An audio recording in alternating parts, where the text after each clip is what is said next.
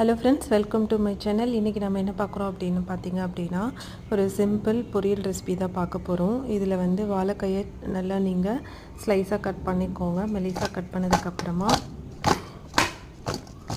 அதில் நீங்கள் கொஞ்சமாக மஞ்சள்தூள், மிளகுத்தூள், லைட்டாக சால்ட்டு ப்ளஸ் வந்து மிளகு சீரகம் சேர்த்து நல்லா கலக்கி விட்டுக்கோங்க. அதுக்கப்புறமா கொஞ்சமாக எண்ணெய் ஊற்றி கொஞ்சமாக கடுகு போட்டு கடலைப்பருப்பு, உளுத்தம்பருப்பு, ஜீரகம் போட்டதுக்கப்புறமா வந்து அடுத்து சிம்மில் வச்சுட்டு நம்ம வாழைக்காயை சேர்த்து வச்சுருக்க மசாலாவோடு சேர்த்து இப்போ நீங்கள் போட்டு கிளறி விட்டுட்டிங்க அப்படின்னா சிம்மிலேயே ஒரு 15 மினிட்ஸ் வச்சோம் அப்படின்னா நம்மளோட வாழைக்காய் வறுவல் ரெடி.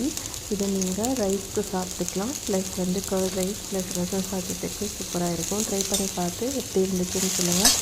இன்னொரு வீடியோவில் நம்ம சந்திக்கலாம். பாய் பாய்.